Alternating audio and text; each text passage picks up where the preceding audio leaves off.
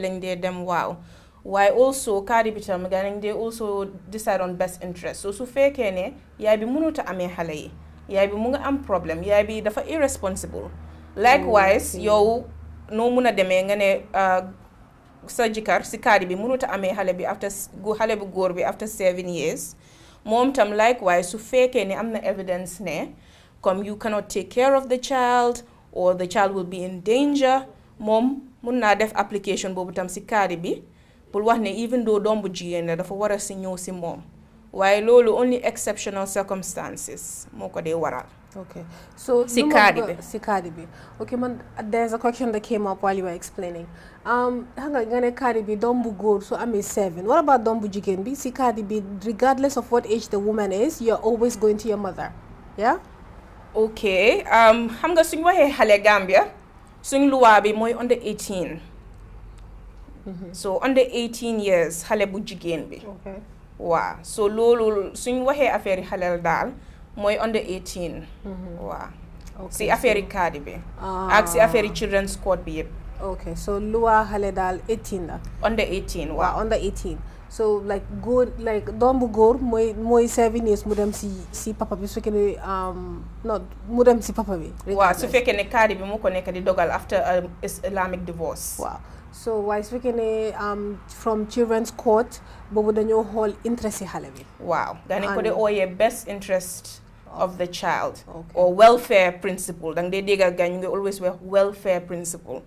welfare holistic la danga xool xale bi education needs ami emotional needs financial needs yëpp danga ko dee boole nga xool ko nga seet fan la xale bi war a dem. Okay, mashallah, I think that's clear enough.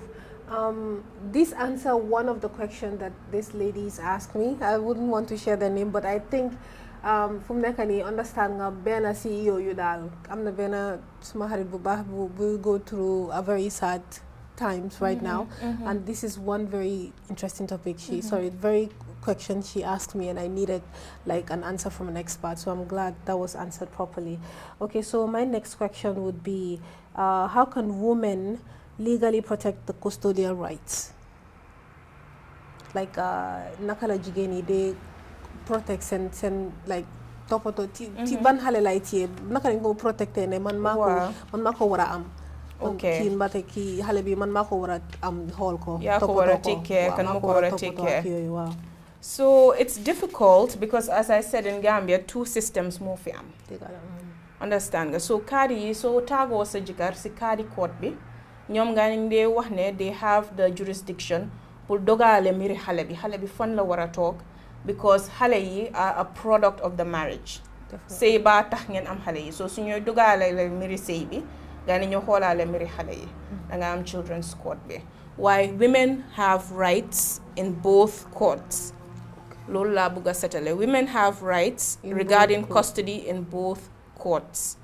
so jigéen su fekkee ne children's court ngeen dem o danga taagoo sa jëkkër mu ngi amee doom yi mënuloo gisantee sa xale yi mu ngi laa aayee doom yi you can go to the children's court and you can file what we call a custody application or a custody civil suit si children's court bi pour wax ne danga bëgg a am access to sa doom yi. You can file for sole custody, meaning ne yow rek yaay am doom yi, joint custody, or mun nga file lu ñu ooyee access.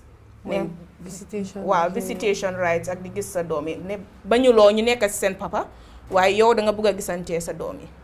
But Lolo, how is it very common here? Like, are there instances where women would come asking for this kind of access to their kids because like they are with their father and they don't see them? Is that often? You'd be surprised. Yeah. Maneko, you'd be surprised. In Gambia, a lot of things are happening. Ko hamne experience ko. Ina mom du ko ham. Why? Ñun as the female lawyers of the Gambia, there are lots of cases. Yo hamne women are fighting for custody. They cannot access their kids properly. Oh my God. Wow. Wow. Opa dole bi lu de am moy complaints yung de am moy góor bi jël na bàyyee na ma xale yi du leen dee nangoo toppatoo. loolu moo gën a bari. boobu moo gën a bari. waaye ñoo xam ne tam ñu ngi jël doom yi jigéen bi du am access to seen xale yi bari wut waaye am na. Okay. bariwut waaye am na. So, well, I'm glad that these answers are getting answered by, these questions are getting answered by the expert here. So I'm also happy that you guys that asked me this question, you beautiful ladies that are going through these sad times, I promise you everything will be fine. And like I said, like I promised, she's here to make sure most of your questions are answered, okay? I'm sure right after this show, most of the things that you would want to know, you would know, okay? Thank you once again. You're giving very, very good and like precise answers that I'm sure everybody who's watching and is going through this would understand. Sorry to intervene. Nama bugona wax rek, right now, this is a 1-hour show. So, duma muna go through duma muna dem si loi bi details yi yep bena di ko wax. Loi bi dafa hot, it can be a bit complex. So su fekkee ne this is just to give general information about yen sen lekte yi kan lan ngeen fokk man nan laa fokk. Waaye comme jigéen bu nekk situation am bi dafa different. Definitely. So jigéen bu nekk dafa war a am individual advice. ñëpp duñ benn waaye lii is just general advice to the public. Just to clarify. I just made sure most of the questions they asked me, the common ones are what I just compiled and asked you. The common ones, like when they're talking, can I do this, can I do that, I take those down and lola la nekk di laaj ni li nga xam ne ñoom ñëpp laaj nañ ko ba pare hanga it means ñoom ñëpp ñu ngi go through precisely that trouble. Loolu moo tax So I'm glad that you're making that very clear. There are singular advices for each one of you because your circumstances can be very different. So I'm glad that she mentioned that. Okay, so we may have to go to our next question, which is like, what about child support? How is it calculated? Who is responsible for ensuring it's paid? That's one of a very common question. Yes. Child support, like mbiri child support, like speaking naka lañ ko dé calculater si loi si ñaari court you mention yi naka lañ ko dé calculater mbiri support, and like kan moo dé make sure si kan nga dé dem speaking ne ku la war a jox xaalis mbaate mun na am jëkkër bi mu la war a jox xaalis sa ex husband joxut la ko si kan nga war a dem pour mu ensure ne fay na. Parce que kooku su fayutee den hanga dem ngeen cardi court dem ngeen children's court ba léegi nekk la di am sa xaalis you're obviously frustrated xam loo si koy dem. So loolu that is one of the questions they asked. Okay. Yeah. Loolu lekte bu baax la because jigéen yu bari ñu ngi koo dunda ñu ngi tàggoo ak seen jëkkër yi amee seen doom yi ba pare duñ dee mën a jot xaalis si seen jëkkër yi pour toppatoo seen doom yi seen needs yi. Waaw so number 1 loi bi daf ne soo amee doom foog nga toppatoo ko. Waaw loi bi loolu la wax, Children's Act bi loolu la wax ba pare sharia suñ sharia yu ñu dee dogale si kaadi code bi loolu lañ wax. So si ñaari code si yëpp soo tàggoo ak sa jëkkër dafa am obligation pour toppatoo xale mi nekkul loo xam ne xëj na am na ko xëj na amu ko daf ko am mu ngi si loi bi ba pare sharia code si kaadi code si noonu lañ ko dee dogale. Léegi man lu ma dee advice jigéen ñi always su fekkee ne sa jëkkër nekkul di fay pour xale yi first of all laajte ko trial nga intervene oyal kilifa yi ngeen try ngeen intervene because court si ngeen dee bugga pour ngeen def effort pour ngeen try ngeen solve issue bi balaa ngeen ñëw court. Su fekkee def nga yëpp mënuloo koo jot pour mu def ko baate mu ngi koo def waaye the amount is so small ne yow ak sa doom yi ñu ngi end up di suffer, then at that point mun ngaa dem si su fekkee ne after divorce la mun nga ko lifin si kaadi bi su fekkee ne after divorce proceedings yëpp jeex nañ mun nga ko yóbbu si children's court bi, and of course if you're Christian or not Muslim you can take it directly to the children's court. Yeah, you can take it directly to the children's court and make an application for child maintenance. Okay. Wow, child maintenance. Mooy maintenance xale bi. Mooy maintenance xale bi. Loolu mooy su fekkee ne xam nga mostly noo ko waxee like maybe the Christians would go directly to the children's court, but the Muslim would go to the Qadi first. So ñoom suñ demee si Qadi bi and then wax nañ si mbiri li wax nañ góor bi lu mu war a def ak yëpp then ñu dem si kanam li after divorce la ñu dem ba si kanam ak kii ne ko di génne luñ ko wax. Léegi first dañoo take appeal bi to the Qadi court. Wow, so the thing is, Muslim women have both avenues. Okay. Yes, you can take it. Yeah, you can take it to the children's court. Usually, if the Qadi has already decided on the divorce and hasn't touched the issue of child maintenance, and you can just take it to the children's court. Okay, It's the children's court is open for all Gambians, regardless of your religion. Yeah, that's nice. Yeah. So it means like numko wahela. I think that is very it's explained enough. It's explained properly, comprehensively. Simply when you're going through something like this, and like child maintenance is something that you're not getting to support your kid. In order for you to get that support, you have to go to the to either the Kadi court or to the children's court. They would ensure that the payments are done. They would make sure that it's done, right? So bobu 2-step la. Okay. First step moy ga ne ñoo order su fekkee ne proceedings yi dem nañ gaay decide ne góor bi lii ak lii la war a fay pour doomi. Léegi code bi su mooy decide loolu gaay ne ñoo xool 3 things. Gaay ne ñoo xool xale bi lan la soxla. Ñaata la school fees am bi, paasam bi dem ak ñëw fii dinaam bi.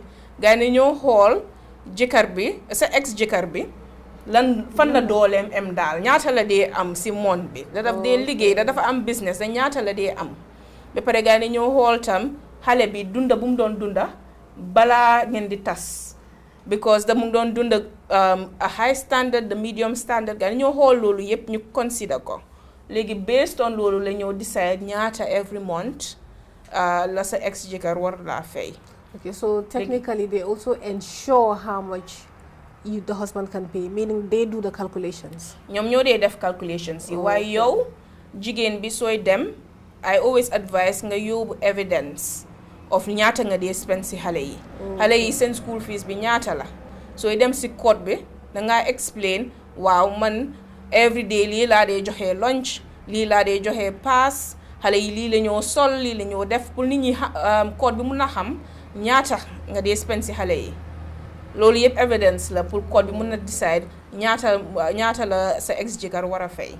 Okay. léegi code bi su ko demee ba decide ñu order jëkkër bi pour mu def ko he has an obligation loi bi wax na defal lii judgment am na su fekkee defut ko den mun ngaa dem si sheriff department bi si bailiff si ñoom nga nañ di am seen enforcement mechanisms naka la ñoo forcer góor bi pour mu fay su ko bañee fay judgment bi mu ngi fa naka lañ koo forcer na ngaa dem si sheriff department bi wala si bailiff si. Wow. There are different processes for that. Okay, so different processes, but I think it's all the same court. It's either the Kadi or the children's support. Wow, so it's either Kadi or the children's. Why so fekkee ne judgment bi am na nanguta fay boobu si sheriff department bi nga dee dem. Okay, that's sheriff. The sheriff department, waaw. ñoom ñoo dee enforce judgment yoo xam ne nit ki nangut koo fay. ñoom ñoo dee forcer kooku pour mu fay ko dafa am lu nuñ ko dee defee. Mashallah. So for now, they can call like you've heard the answer to that. In case you were wondering, I think that was properly answered. If you want, like the calculations is usually done by the Kadi, they would ensure how much your child would need.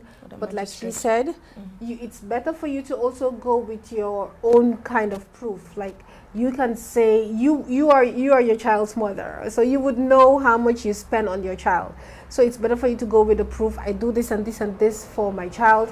And probably like that would be some sort of like that would help you, if anything. It will help you and help the Kadi come to a figure as to how much you can get from your husband. Exactly. Yeah. You're very right. The Kadi or the magistrate. The magistrate, yeah. So it will help them decide. They would know, like they may know they have their calculations, but with your input, which would be with proof, they would definitely be able to listen to you and help according to like exactly what the child may need. Yeah? Yes. Okay, and if like she also said, in order to ensure these payments are made, when you're going through something like that, you go to the sheriff court, right? To the sheriff department. To the sheriff department. Not very got used to. Sheriff department wala bailiffs. Bailiffs, okay? Why any court board them, nga lekte len ñom dinañ la direct. Jarul ya ngi remember turi yep. Okay, da nga dem ci court bi nga ne amna judgment bi, góor bi nekkut di fay. Ñom dinañ la explain naka nga wara def bem fay. Wow, I think that answers everything. The sheriff or the bailiff, when you go to any of the courts, the magistrate, the Kadi, and you ask for these people, they're gonna be the one who would ensure payments have been done exactly as the judgment said. Yeah, as yes. In the judgment. Okay, thank you. So we'll go to the next question now. Thank you so much for these answers. I'm telling you, you're basically answering these questions that these ladies would ask me. So I'm very happy that they know that this show is on, and I'm happy that they're watching, and I'm glad you're getting the answers you wanted. Okay, so let's go with the next question. Many women are afraid to speak up or go to court. This is very common, okay, from my tribe specifically. Okay, they are afraid to go to court or speak up, but they are not very happy with whatever is going on, and probably they suggested wanting to divorce, but they cannot really move on from there. They're stuck. They feel like they're stuck. Literally, just last week I spoke to someone who was saying the same thing. Like, you know, we tend to say a lot, hold on to God, be okay, everything will be fine. But this is something that I thought I should ask. Those the women that are afraid to speak up, okay, like what do we do to encourage them? What would you say to encourage them? Like, ñi nga xamné ñëmé ñu ñëw ci pour wax ci mbiri sen sona yu nekk di go through ci sen kiri ex-husband, or maybe they are separated but say they're still staying in the house because they've not been able to express their frustration. What do you say to encourage those kind of women? Okay. Yeah, boobu tam dafa metti because lu dee waral jigéen yi bañ a ñëw dem court dafa bari. So man lawyer la loi bi laa dee lii waaye understand na si society buñ dëkka. Exactly. Waaw ñu bari gan ñoo bugga luñ dee wax sutural sa sëy bi. Exactly, sutura. That's the word. I keep using it a lot. Sutura, waaw. Sutura. Boobu bari na wala jigéen yu bari ñu ne waaw suma doom yi suñ demee ba mag gaay find out ne man ak seen papa ñu ngi doon dem court na ma rus, wala suma doom yi suñ magee gaay find out ne man ak suma papa ñu ngi doon xeex comme suñ private married life maa ngi ko def si court bi, suma doom yi mun na ñëw mag ñu gis loolu. Comme dafa bëri jigéen ñi xaalis dama ko ñëw bi pass bi dem court léegi court bi dafa yàgga bi bugga dee jigéen ñi gane ñëw lose hope because court bi tam they're doing their best waaye cases yi gane bëri dañ bëri kay. waaw so lu bëri several reasons moo dee tax jigéen yi bañ a dem. Jigéen am na yeneen ñoo xam ne ñoo am xarit yu demoon court ñu ne bul dem court soo demee court sa case bi dafa yàgg. So lu bari moo dee waral loolu noonu. am na kii de man ku ma waxal last week dafa ne rek yi fi court def day jël time. Like ma war a def loolu and then everybody will know about me, and the time, the longevity of it all, it's very discouraging. I don't think I want to go through that. But then she would still say, but I'm like, it's like I'm living in hell. I can't move from where I am. I'm stuck. I can't do anything. So like, I don't know if there is something you do with regards to encouraging them. Yes, it's difficult. As lawyers, that's why when we say su fekkee ne domestic abuse amut fa. Comme sa nekku ne yang si situation boo xam ne sa life mu ngi in danger. Sa jëkkër daf la di dóor, baate daf la di abuse in a certain way. Xëj na su fekkee ne sa nekku dóor waaye daf la di abuse emotionally. Wala nekkuloo in a difficult situation. Our first advice as lawyers is pour nga try ngeen ngeen mediate ko yen ñaar. Even su fekkee da nga divorce mun nga dem nga ñaan sa baat nga divorce wala nga file a divorce petition si high court bi ngeen taagaale without any issues. Waaye loi bi mu ngi fa for difficult situations. Okay. Am na situation yoo xam ne da nga try pour mediate ba soona demut. Your only choice is to go to court. And don't forget ne yow soo stay silent ku la nekk di sonal wala ku nekk di toppatoo sa doom yi kooku nga nekk di may doole. So jigéen boo xam ne dafa ragal a ñëw always xalaatal ne soo noppee ku la nekk di sonal kooku nga nekk di may doole. It's your oppressor that you're empowering by staying silent. Yeah. So and am na comme organizations yoo xam ne ñu ngi fi pour dimbale la xëy na mënuñ laa dimbale exactly the way you want, but ñun flag ne ñoo offer legal advice in cases yoo xam ne jigéen yi mënuñoo afford legal representation. Sometimes we can actually give you legal representation. See, there's that. Encouragement. There's that. So there's different situations yoo xam ne nit ñi mën nañ la see jàppale.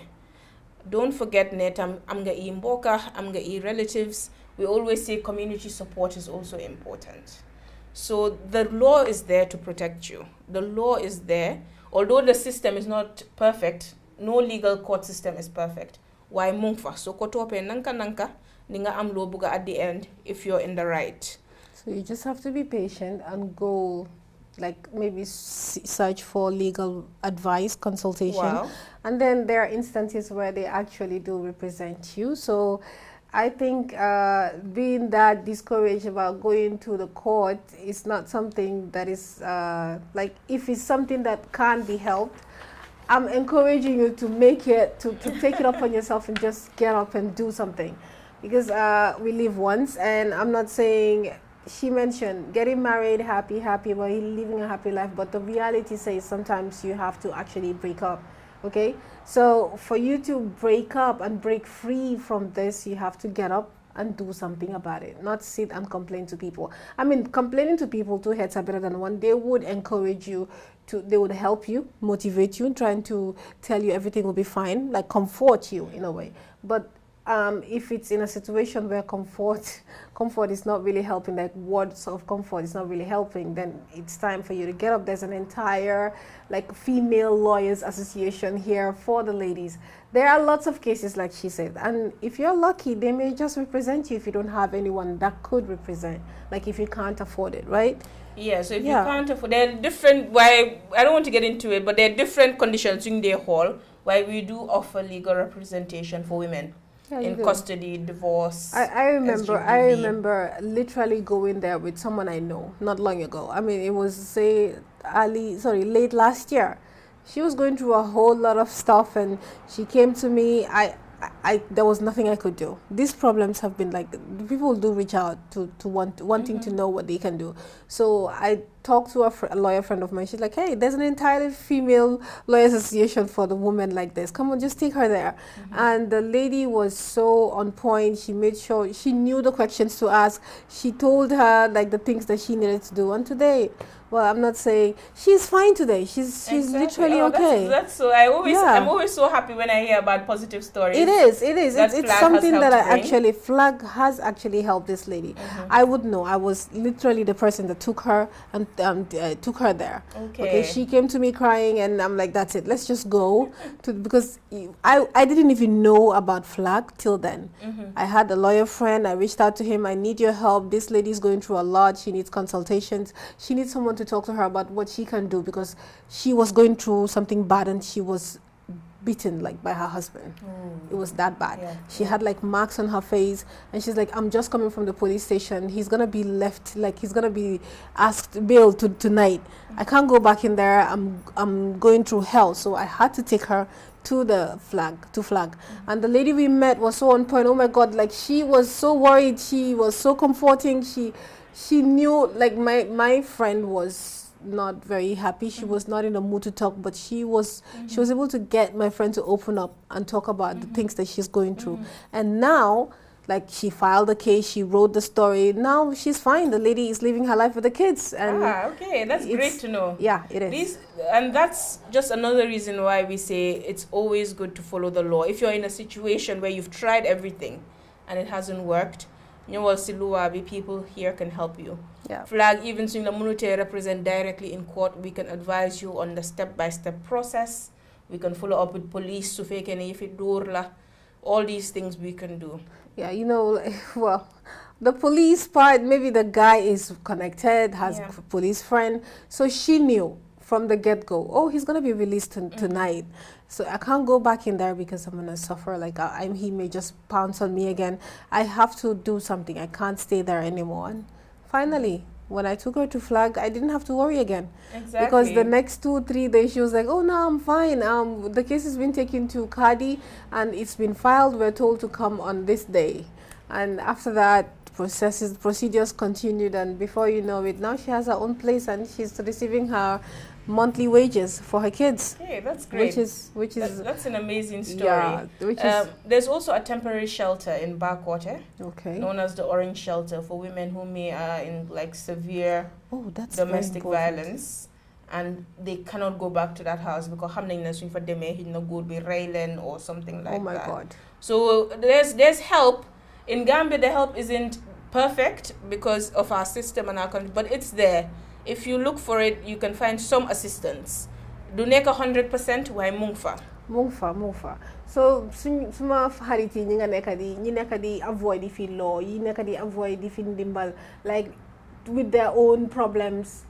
Si fi tagato man suma nekkoon yow encouragement bi mooy nga jóg nga fightal sa boppa. Literally there's a place for women who like you can go and sit, because you stay there if you don't have a place to go to. If you think if you return back to your house, your husband's going to pounce on you, there's a place in Backwater that you can go to. All you have to do is reach out to Flag. I am so glad that there are these places set for women out there, like, because whenever I hear this kind of problem, I feel very sad and bad, and I feel worse when there's nothing I can do. Okay, it's bad. But now knowing this, I'm not saying I'm gonna be bringing in some people, and I promise you, it will be very. They will need it. It's a consultation. They need consultation. They fear going out there and getting help from people that are not family. You know, because like you said, sutura is what is keeping most of them in there. And occasionally, every time they get pounced on, they will just go to a family member, their mother, their sister, and talk to. So I'm saying that you can actually break yourself out of this cycle. You can get out of this box. All you have to do is reach out for help. There are station helpers out there who are just waiting to hear what your problem is with regards to this huge problem, and they can take care of it. It will be fine. It's so nice to know that this is happening and it's real. So my friends, you that reached out to me, one that I spoke to on Saturday, last Saturday and this Wednesday, please, I hope you're listening. You don't have to sit in there and say, Sutura, my brother this, my mother this. You need to get up now, okay? Help is right there. And some of these questions you asked me, well, I'm glad that they have been answered. With encouragement, like she said, there's literally a place for women that are not like happy in their houses and maybe think that they're gonna be beaten up, domestic violence. You just get up and go there instead if you don't want your problems known. But I encourage you to get up and start fighting. Think outside the box. Get out of that box already. The cycle continues. When you go accept it, like she said, you're empowering the person who is like beating you up. You're making him feel like, hey, I'm the boss here. Whatever I say goes. I can kill you for all I can. Nothing is going to happen because you're not making the effort to go and report him. There are laws for that. You're a human being, not meant for someone to be hitting and pouncing on her all the time. I 100% agree. Yeah, I'm glad. 100% agree. I'm telling you, I'm saying this because I've met them. I've met a couple of people who came to me, who cried. Some would send me voice notes. I'll listen to them and my day will just be so messed up, there's nothing I can do. But now I don't get to say there's nothing I can do. I know exactly where to direct you. For consultations, for help, for literally anything, okay? Yeah, so maybe we're going towards maybe the last 20 minutes of the show. I would like to ask one more question that's with regards to the financial bit. Okay, after divorce. After divorce, like the woman is there any entitlement for the woman with regards to financial support after divorce? I don't mean for the kids, but for the woman, like, is there anything about property sharing, something like that? We watch movies, we've seen in America and other people, like there's a 50-50 thing. But for the Gambia and the Kadi, I don't know if there is any way of the woman getting some of. Sorry. You know why I'm asking this? Yes. I'm going to share a story with you, okay? I have a friend who literally helped her husband build a business, okay? Like when it was nothing. She was there when he was building a school. She was there. She gave him food. She made sure the students ate. And she wasn't getting paid for this. She was making sure the place was clean for the students when they come.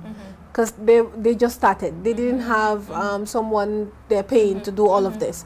So eventually when things got better, okay, she may have stopped doing some of the things, but she was there from the get-go. She literally help him get students from us. She would call, she was there every step of the way. To help build his school. Until the school is like big now with about 150 students, and she helps but only with the food. Not that she's getting paid for it. Okay. Because it's something that she started from the get-go. It's like a tradition. So like, is there any way she is entitled to any of that when they officially get separated? So boobu tam dafa nekk question boo xam ne xam nga luwaa bi du dee nekk lii la wala lele la daf dee always a little bit of explanation boo war a def pour mun a xam. So Gambia ñaari system la. Muslims are subject to their personal law in matters of inheritance, marriage and divorce mooy mbiri miraas mbiri sëy ak mbiri tàggantoo yooyu noonu soo nekkee jullit nga Gambia danañ de wax ne you're subject to your personal law being Islam. Okay, continue. Wow, so su fekkee ne there are two systems yaa ngi am Matrimonial Causes Act bi yaa ngi am lii nii the Sharia system. And on top of that, yaa ngi am lu ñoo ooyee the Women's Act. Okay. Women's Act 2010 ba pare ñu ngi ko amend in 2021. Léegi si Matrimonial Causes Act bi mooy ñu dee say justice or comme maybe Christians yi ñoo xam ne ñu ngi say suñ buggee divorce outside of the church gaa nañ bugg a civilly divorce wala Muslims yoo xam ne ñu ngi sayoon justice gaa nañ bugg a divorce ñooñu su ñooy decide kan moo moom alali kan moom alal bi si yëfi sëy gaa ni ñoo consider lan moo different types of things sa contribution si marriage bi and gaa nañ de wax ne gaa nañ ko divide in a way that's just that has justice. They're going to divide it in a way that's just. Okay. Why what is just and equitable boobu is difficult because boobu luwaa bi moo ko de interpret. Waaw why civil divorce boobu mun nga am 50-50 mun nga am lii depending on children ak effort boo def si sëy bi business be yooyu. When it comes to Sharia it's not something that's clear cut because the Qadis and people who are formally trained in Sharia they will explain maybe deeper and in more depth. Why usually women and men's property is usually separate. Okay. So women as you own what you own and the man if you're his wife dafa am obligation pour toppatoo la yow as jabar bi ba pare dafa am obligation pour toppatoo doomaam yi waaye yow sa alal la so leen di divorce usually góor bi daf dee jël alalam jigéen bi alalam yëpp te mu jël ko soo leen amee doom daf dee am obligation bi pour toppatoo xale yi. But that's it. Waaw xale yi bañ am 18. Okay. Usually. Why find somebody formally Sharia trained mu explain ko in more detail. Yeah. Léegi Women's Act bi 2021 ñëw na ñu ne léegi court bu nekka sooy decide affaire yi naka la sëy bi naka la alali sëy bi war a divider. Léegi nekku ne comme jigéen bi lum receipt ak yooyu rek la de dafa am 3 things lu court bi they consider. So gaa ni ñoo consider yow balaa ngeen di sëy lan nga def si property bi. Okay. gaa ni ñoo consider yow even though defuloo benn xaalis si këri góor bi wala si alali góor bi waaye at yoo fa sëy ak coono boo fa coono xale yoo fa toppatoo all these things yoo def domestic duties yi partnership loo xam ne nekkul xaalis nekkul loo xam ne receipt ngay génne nga won ko dafa nekk ne coono boo coono si sëy bi daal. Ah, that's nice. Waaw ak also situations yoo xam ne jigéen bi moom moo dee indi xaalis so these 3 things court bi léegi ñu ne every court daf ko war a consider balaa ñu ngi divide alali divorce waaye da court si angum because it's a recent legislation amanguñ case yu bari yoo xam ne comme ñu ngi ko decide on the Women's Act 2020 the Women's Amendment Act 2021. Okay. waaye avenue bi mu ngi fa pour comme jigéen bi even so spendutee xaalis coono boo coono si business bi ak si alali sëy bi ak si toppatoo xale yi loolu yëpp mu ngi fa. Masha Allah. waaw léegi waaye court si ba léegi it's a new act. So court si ba léegi ñu ngi nanka waaye maybe in the coming years dinañ gën a gis ne court si ñu ngi ko decide. Okay, thank you so much. That was very, very comprehensive. Maa ngi gëm ne fu mu nekk nii dégg ngeen lu mu wax inshallah with time Women Act law yu mu wax nii yi nga xam ne I'm sure very, very favorable to us that are like the women that are going through such situations. would be very helpful in the near future. It will take time, but definitely, so long as the act is already out, I'm sure eventually it will get there. But we have come to the end of the show, and I hope you guys have enjoyed this. I basically did. I've learned a lot from Miss Lawyer Lady here today, and I'm gonna take this to the people when they come to me for consultation, inshallah, or everything that we've discussed. I have a little something somewhere now that I can follow. Okay, but since we're already at the end of the show, is there anything else you may wanna add? Yeah, just a few things. Luwa bi dafa hot, luwa bi dafa rëy. There's so many things you hamne. Bugon na ko explain, mënuma ko explain because time bi dafa short. Yeah. So Lee is just a general advice and general komage explain luwa bi generally. Why jigen bu nekk ak situation am. Jigen bu nekk ak comme luwa bi naka la mëna apply to yow. So show is general advice. So buge proper legal advice, mun nga ñëw flag, mun nga dem si lawyer, so mënu ci afford lawyer, mun nga ñëw si flag ñu explain la. Oh, we can reach out to anywhere. Like I'm sure Soffia Magazine will be here to make sure we direct you to the right. Is it kind of right place to go? Yeah. Okay. So thank you so much once again. Thank you. This was a very troubling thing that I was going through, that I knew many other women are going through. Those that are confronted with regards to their problems, they wouldn't know what to do or say. So to my friends out there, to people who have been confronted for their problems with regards to the rights of women and children, I'm hoping that this short show we have today, the informations we gave are helpful. Yeah. Thank you so much once again. Is there any baba you want to say to someone? So I just want to encourage women to speak up, to fight for their rights, and to not stay silent. Your voice is powerful, and keep using it. Thank you. See, encouraging you to guys, just come out there, get out of that circle, and just come fight for yourself. You'll find help when you finally make that step, when you take that step. Once again, thank you. I'd like to thank the cameraman and team, Jay, Yamundao. Thank you so much for being there with me throughout from the beginning to ending. I would especially want to thank Star TV for this opportunity.